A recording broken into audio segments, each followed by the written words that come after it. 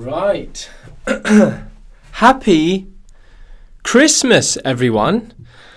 You will be listening to this on Christmas Day. I'm recording it a few days before. Today's episode is actually something that I recorded. I think it is actually my first ever recording. And you will hear from the recording that I basically was tidying my office one day and I had made the mental commitment to, in the future, record the podcast. And it was during lockdown, beginning of lockdown 2 in the UK or something like that. Anyway, so you'll see it's my usual self, but I'm kind of videoing myself in not this podcast setup. This sound, I'm really glad the sound is okay because it was just straight off my phone. And weirdly, I had none of the imposter syndrome that I've spoken about elsewhere because it's a very wisdom category based episode, all about happiness, as you probably have seen from the title of this episode. And just the other night, a few days ago, I was in bed and I recorded another wisdom based category episode, and that's going to come probably in January, and it does relate to all of this kind of stuff. But anyway, all stuff to do with happiness, gratitude, self-esteem, self-confidence, self-worth. And tomorrow, I don't know if I'm giving the game away here, Boxing Day, right after recording this episode, I realised I'd spoken for 25 minutes or so about happiness, and I hadn't mentioned gratitude, which is a huge part of living a happy life, in my opinion, and those of others. And empirical data supports my opinion. So it's a fact. Let's call it a fact, shall we? Let's call it what it is. But yeah, this episode, I'm just trying to give it some context because I literally just launched into it. It's a bit of a random start. It'll be a little bit edited because I was just kind of like dancing around to begin with. But there's just some really strong take-homes here, and I'm so happy to be able to release this on Christmas Day 2020, one of the most sucky years in the history of the world during the time I've been alive anyway. And yeah, so I explained in the video why it came about. It was a thing on my story. And I wanted to just give a little bit of context as well to something that I've since seen, which was, well, it was a recording online of Tom Cruise, and I think it's relatively recent, and he is screaming, and obviously someone who's there is recording him, and he got loads of abuse for this shouting. And at first I was like, oh, he's shouting, he's swearing. And he got all of this abuse for it, saying, how he was a bad boss or how this didn't foster a good environment. But I listened to the whole recording and I saw myself in him, and maybe this is confirmation bias, but he is essentially screaming at his staff because he's lost the plot. And, it's never good to lose the plot. I get that. I admit that. I think I mentioned this within some of these recordings, that I have a naturally short temper. For whatever reason, I've worked on it. I have a much better, longer fuse now. And but he's shouting because people are disobeying the rules of the pandemic, the coronavirus social distancing rules. And he's essentially shouting at people because they are ignoring the rules, being stupid, being lazy, being complacent, being irresponsible. And I don't blame him for shouting. And you can tell the reason he's shouting is because he cares. Because these people are being naive and complacent and lazy and stupid, as I've just said. And I think I actually mentioned within one of these videos about righteous passion or righteous anger. That's it. It's a very biblical term, I believe. But anyway, so I just kind of, I don't know why I wanted to bring that up, but again, it's something to do with this whole thing around happiness, and maybe something around authenticity, that I just want to remind people that living a happy life is not about being happy 24/7. There are some people, and I know a few, and they're just so freaking happy, and like they're just made of a different stuff to the rest of us. I'm sure some of you know them. They're 1 in a billion. And that would make there about 7.5 of them in the world. So maybe it's more like 5 per billion. But anyway, I just want to kind of say these kind of things about gratitude and happiness and this kind of stuff. It's not something that we can do 24/7. And this other recording that you'll get in a few weeks from releasing this one, I talk about the journey with some of this stuff, the training of our minds, the training, the practice that we can do to get better at being happy. It sounds kind of crazy, right? To basically be able to, we'll always get blindsided, we'll always get knocked down, we'll always get shocked. There'll always be hard times. But bringing ourselves back to a place of happiness. And I'm just going to finish this introduction just with a few things about... I'm just going to do it really briefly. Self-esteem, I talk about self-esteem. And my strong recommendation or belief that you need to base your self-esteem on what you can offer others, what you can bring to the table. And I go all into this, so I'm not going to say any more than that. And understanding that self-confidence is confidence about yourself. And how I talk about this is situational. And I actually put on my story the other day, I was sat in a beauty salon and I was like, one place that I'm not very confident, beauty salons, because I just feel out of place. And I also, it's similar, I've said before about approaching people who might be homeless or at least appear homeless to me. And I really lack confidence in those situations when going to talk to them or offer them anything. And my confidence and my nervousness comes from making other people uncomfortable. And again, I feel like when I'm in a beauty salon, I'm like, I hope I'm not making anyone uncomfortable. So then I feel a bit nervous or lack confidence. So there's that confidence thing. And then there's this thing of self-worth. And I just wanted, this is one of the reasons, because there's so many different things, right? There's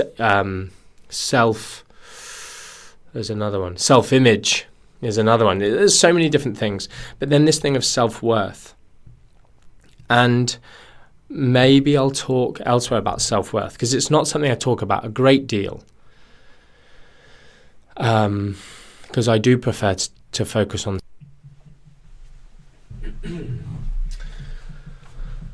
Hi everyone. So my last video got cut off, annoyingly.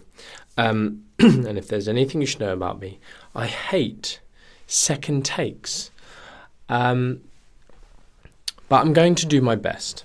So I've just had a quick skim about roughly what I was saying at the end there.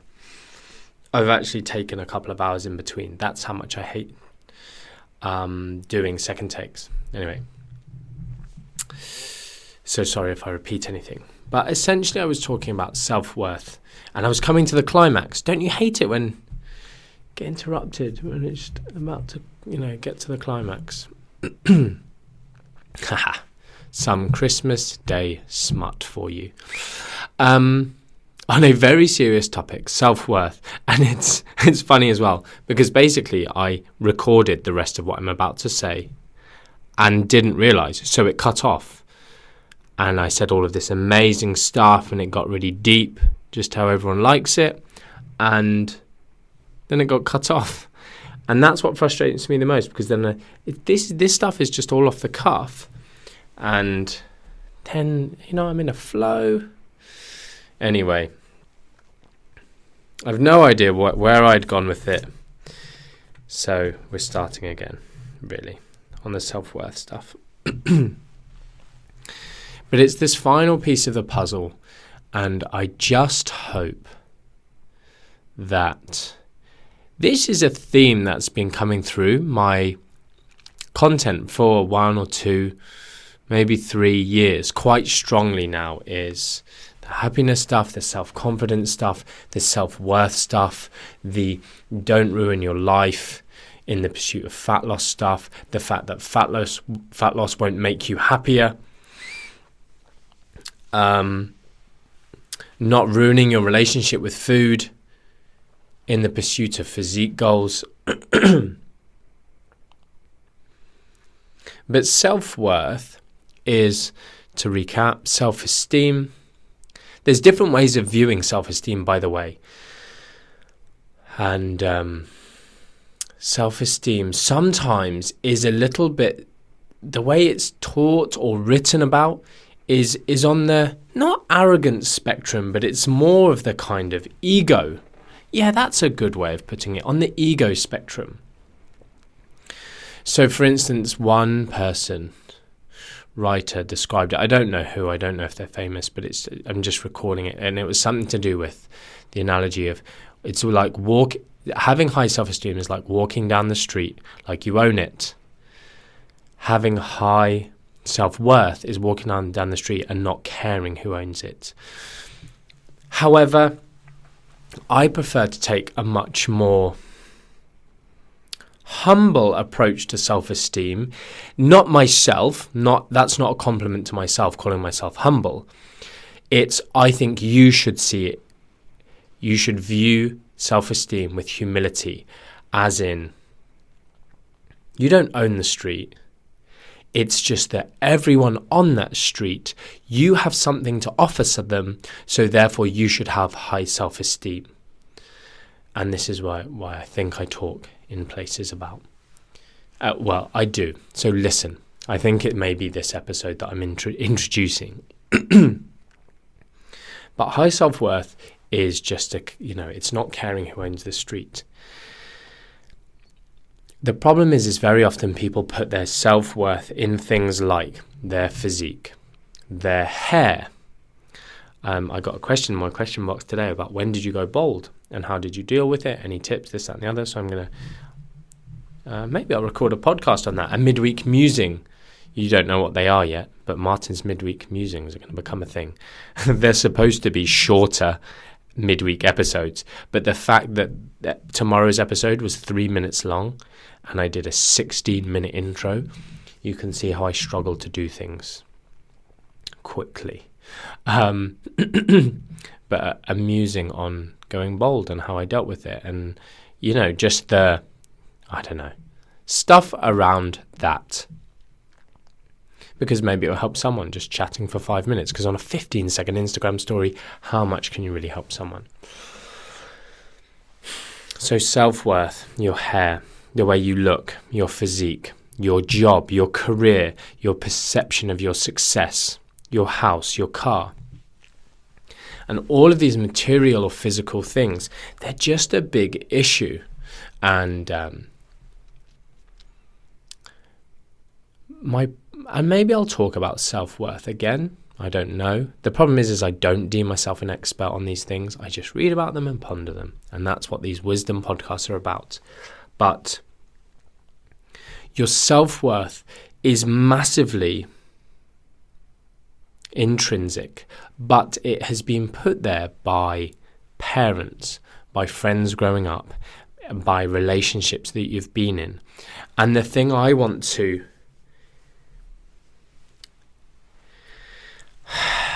touch on a little bit is, I hope through some of these wisdom podcasts, through what I talk about with regards to happiness and gratitude, you can start changing the way you view yourself with regards to your worth. So your self-worth is that you are worth You are worthy of love.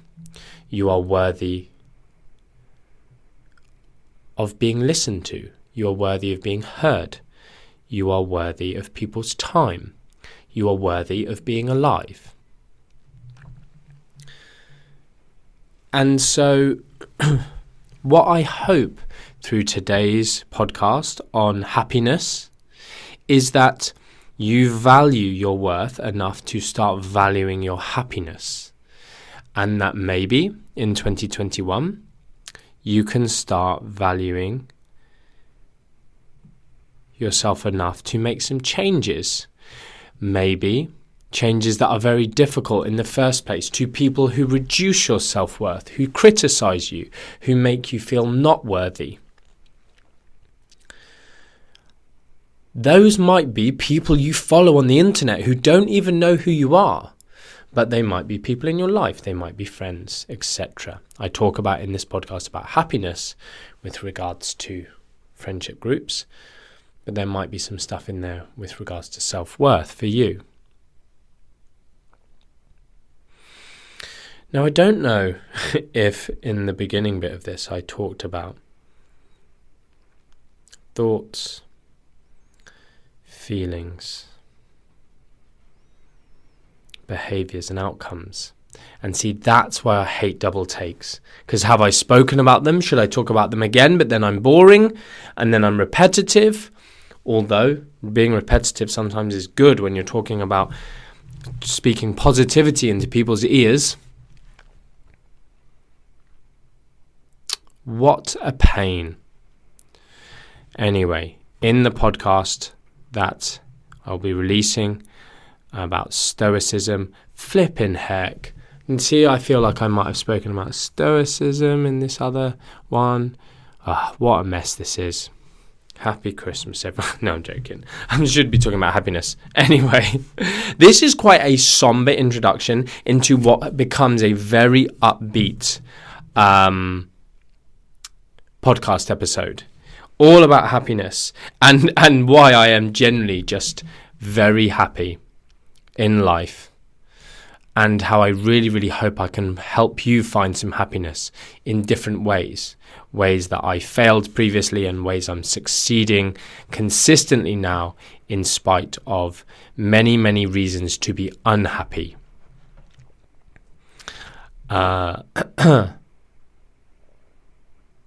So, I'm going to leave it there because let me just get a pen.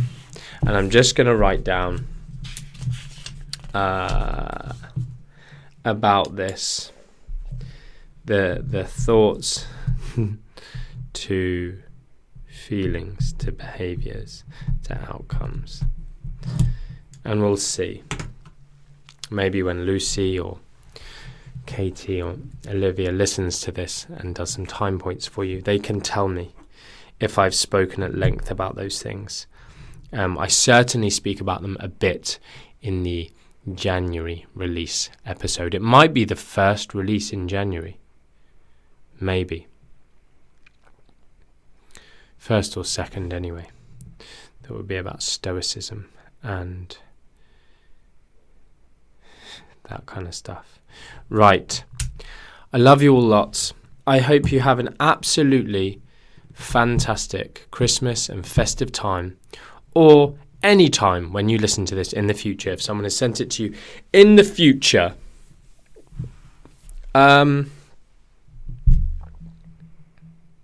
Right, without further ado, I hope you enjoy this episode. Please, a plea from me.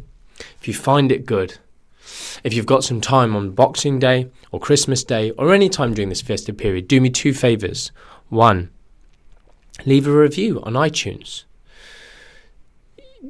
1B, if you want to provide some feedback or ask a question or just say how you're going to use this, stick a comment on the post that I'm going to do on Christmas Day or Boxing Day rather than in my DMs. Pretty please. And 2, if you're a Spotify user but you own an iPhone, do me a favour, pretty please, and go to the podcast app on your phone and just subscribe to my podcast. You don't have to download the podcast, anything like that. Just click subscribe. Maybe go into subscribe, maybe settings, and make sure it doesn't start downloading every episode to your phone. The reason I say that is because since starting this, people have started to tell me that one of the ways that iTunes kind of ranks you and rates you and promotes you and tells people that your podcast is maybe something that would be useful for them to listen or is popular is based on the number of people that subscribe to it. So that don't just search you organically and naturally and see it and go and listen. So it isn't necessarily fully based on listens, but on subscribes. And I assume it bases it a little bit on ratings that people leave, their reviews. That would be a really nice thing that you could do for me this festive period. So thank you so much. Sending you lots of love. I hope this time you can find things to be grateful for, to be happy about. And I hope some of the information and content I put out during this time on my stories, on Facebook, on Instagram, can help you in some way. Okay, until tomorrow, sending you much love. Bye-bye.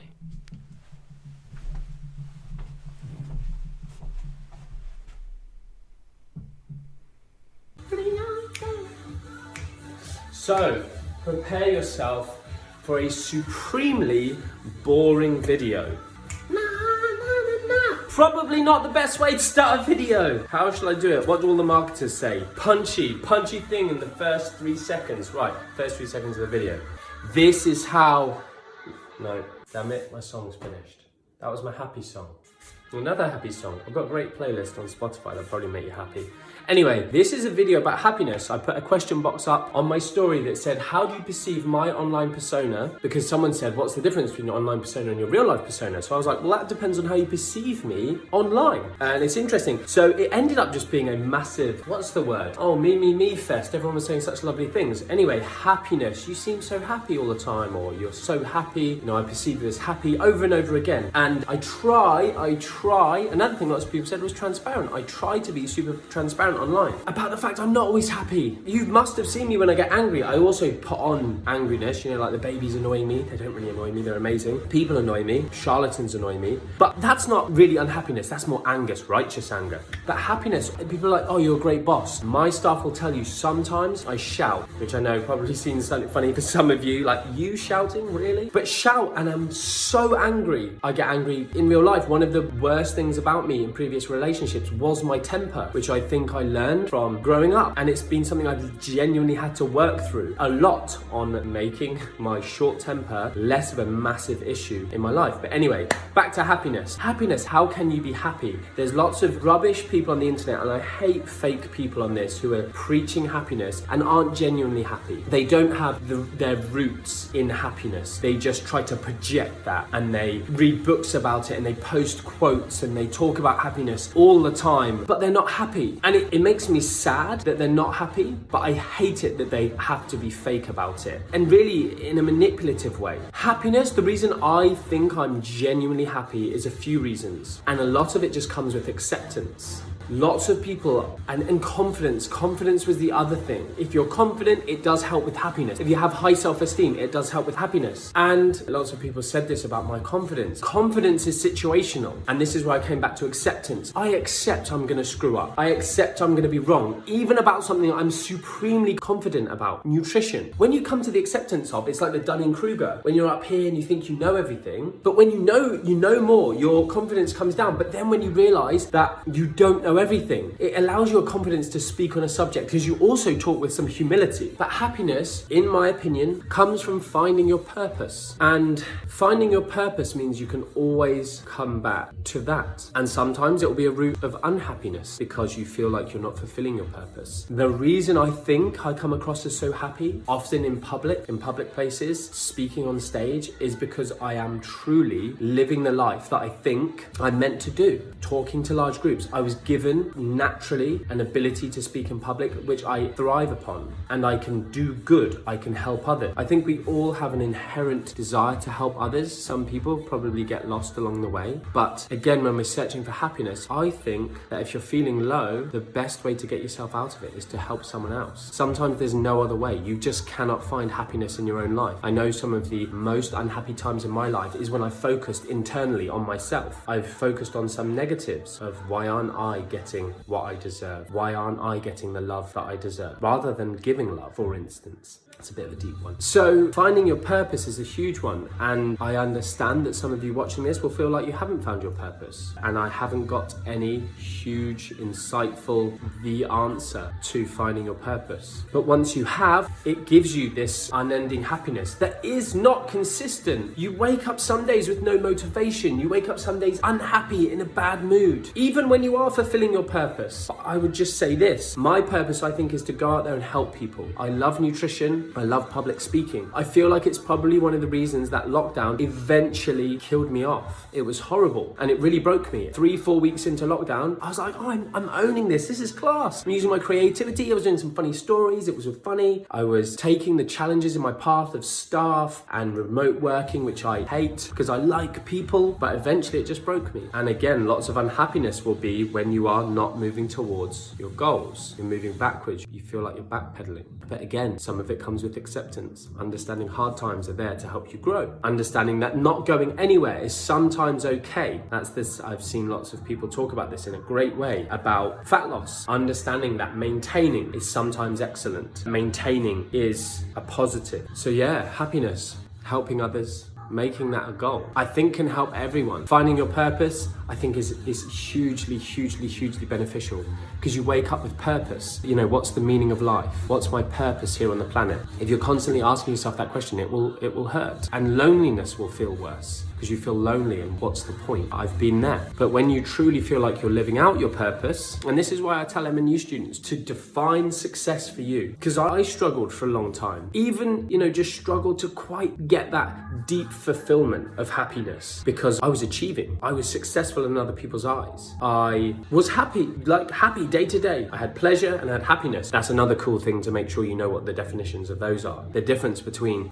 money bringing you all sorts of pleasures, but not deep-rooted happiness, outside of lack of money causing unhappiness, because it can. Financial health is important. It's something I'm actually going to start putting as an aspect of our professional mentoring program, is looking after your financial health, because it's super important, and not being financially stable and not making your business viable, because lots of people who are out there to help people forget that actually marketing and selling, you don't have to sell in a cheesy way, but you have to sell your product, your service to pay your bills, put food on your table, and to be financially stable and not have worries. FYI, this video had absolutely no planning. I was tidying my office, listening to some music, reading some of the replies to this story, and I just thought I've made this commitment. I'm going to start a podcast. You may be listening to this once the podcast is live, and it's just going to have these things that come into my head, and I would just have tidied my office and just talked all of this stuff through in my head and what I think people should think. And I just thought, flipping it, let's just film it in this completely terrible backdrop, unplanned, meandering conversation. But hey, you might be out doing some cardio, you might be just going for a walk, you might be tidying, housework, and you're just listening to this audio, and I hope it just gives you some stuff to think about in your own head. What's the difference between my online persona and my real life persona? There's no difference in terms of happiness. It's just that you might miss the times when I talk about the fact that I've been unhappy. It is also the case that I've told people this many times. When I'm unhappy, I normally withdraw from social media. I withdraw from my stories because I hate being fake. I'm not going to come on and go, happy Wednesday, everyone, when I'm not happy. But sometimes I'll come on and go, wishing you a happy Wednesday. Not a very happy Wednesday for me type thing. I don't know why I've chosen Wednesday. Wednesday's normally a good day. So here's another thing.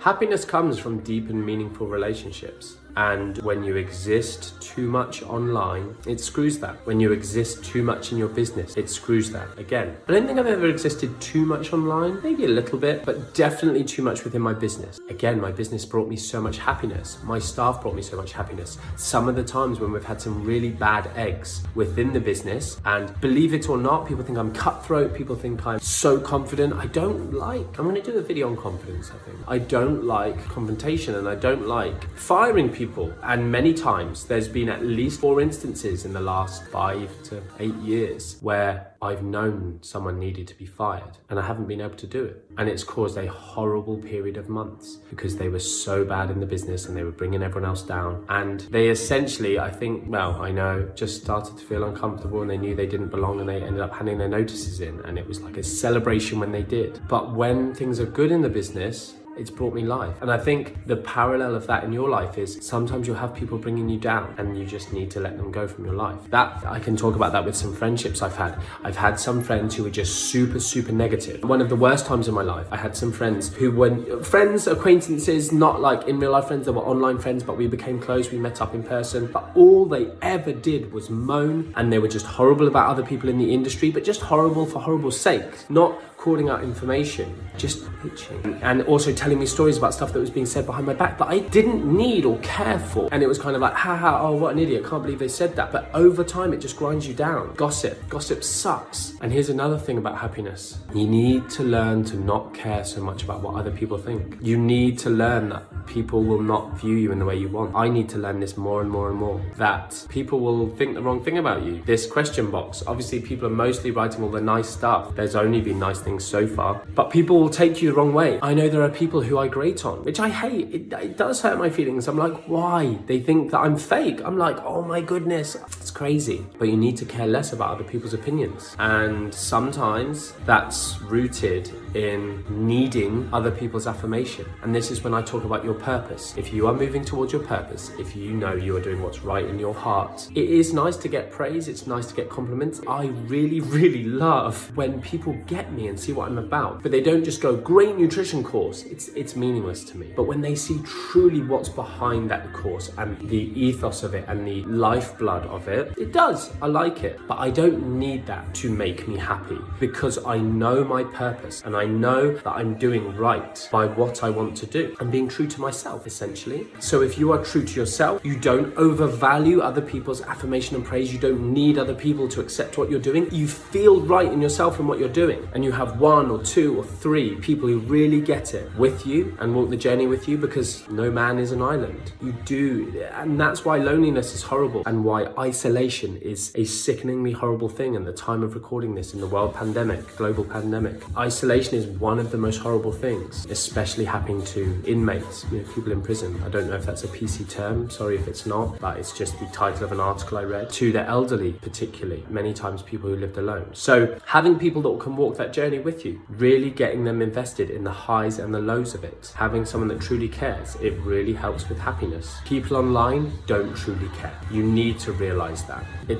God, this is a hardcore tune for such. I've just realized is it dichotomy, or what's the word? Juxtaposition in this content and that music. Anyway.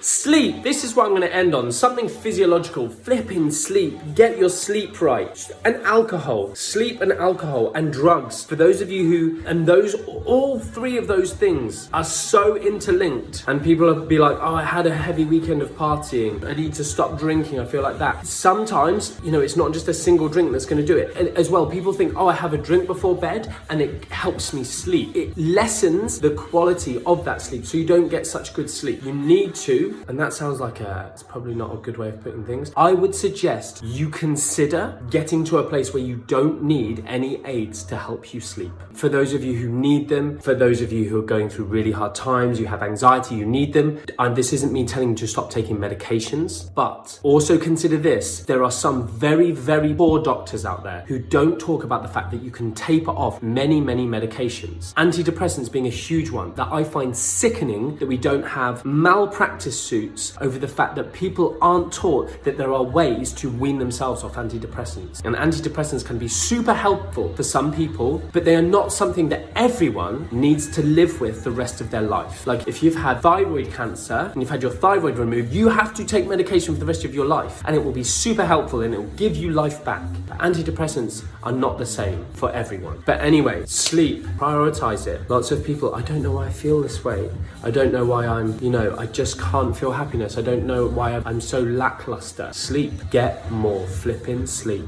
And consider your intake of drugs, including caffeine and alcohol, because they screw stuff up. They screw up stuff in your brain that there's nothing that's going to make any difference. Lots of people might think, oh, you drink so much. I really don't. Because I put it on my, at the minute, maybe not, because I don't go out or do anything anymore because of flipping lockdown. But when I'm on my tour, everyone's like, oh my goodness, you're drinking all the time. I'm drinking once every 1 to 4 weeks, whatever the difference was between my tour dates. Because day to day, I don't drink. I don't like to drink. I don't like the taste. It's just fun to have it in a fun time. Again, if you are relying on any of these things for happiness to numb yourself, don't use them to numb. I may be wrong on this. I'm not a life coach. This may seem like much of a life coaching video. That's not. I'm just talking. And if people want to listen, they can. I'm not saying this with any arrogance. You can disagree with anything you want in this video. You can ignore any of it. Or you can take something away if it just helps you think. That's all this is supposed to do. Damn it. I forgot what I was saying. Damn it.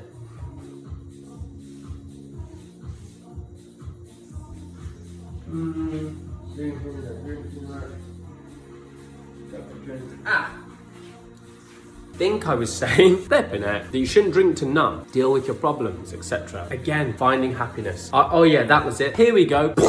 I was saying, I think it's okay to have a drink, to have fun, to celebrate. That's my personal opinion. People are like, oh, why do you need to drink? I don't. I didn't drink for many years at university when I was going out partying every night. No drugs, no drink, no nothing. Just life. In fact, caffeine, because I was drinking Diet Coke. I loved it. I was the last person at the party every time. I don't need it to have fun. But sometimes it's nice. It loosens everything up. It enhances things. It makes me more of me. Some people get personality shifts when they drink. That's not me. It makes me more of me. And I like me. Self-esteem. I'll finish on a little self-esteem note. I'll just finish that off by saying it's the reason you do these different things. If you're using things to numb, it's not a good thing for you. Deal with your...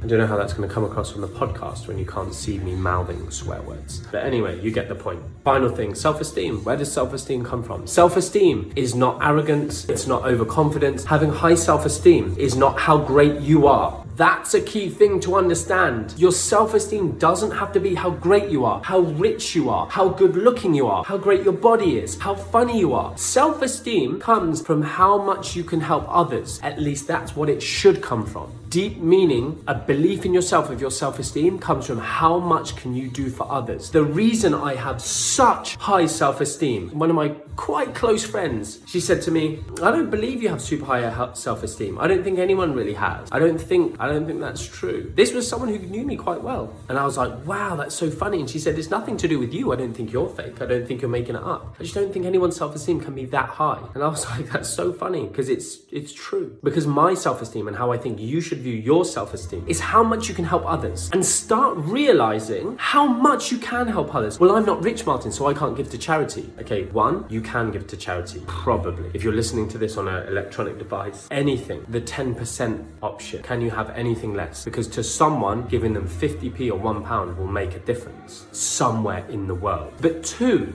I'm not clever. I don't know a subject. I can't help people with nutrition online, Martin, like you can. Again, it doesn't matter on those things. If you can see or speak or walk, you can probably help someone. If you are tall, you can probably help someone. If you can smile, you can help someone. You just need to find the thing that you are comfortable doing, or even put yourself outside your comfort zone. People call me extremely confident, right? Here's some truth. I'm going to put this on my story after I finish this video. Maybe I should write it down. Confidence. I always talk about this. Confident is situational. And I get huge adrenaline rush, anxiety. That makes it sound a bit extreme, but I get so nervous talking to people when they don't know I'm about to talk to them. So the specific instance I'm talking about is if someone is homeless and I feel led to give them something or help them or offer them some food. I'm so flipping nervous. I really want to do it, but I can't do it because I'm so nervous. And I've got dozens of times in my life where I'm like, I'm going to do it, and I bottle it. Can you imagine me, confident Martin McDonald, stand on stage in front of hundreds and hundreds and hundreds of people talking about anything, making a fool of myself sometimes. But I can't just walk up to someone and go, can can I buy you a drink or some food? And I think some of that is rooted in, I don't know, rejection, aggression that I feel I might get in response, maybe a feel of being patronizing, and just feeling awkward and uncomfortable. But it's super rewarding when I muster up the courage. How weak is that, right? But anyway, acceptance, it's just me, something I want to try and get better at. Confidence is situational. Self-esteem, there you go, that was my finishing point. Your self-esteem, you should base your self-esteem on how much you can help other people, and you can help other people loads. And when you do, you'll be happier. Whoop-oo, mic drop. That was a good little summary ending for something I didn't plan. I hope you're well. I hope you can ponder something about happiness. I hope this can bring you some happiness through the actions that you hopefully will take as a result of it. Much love.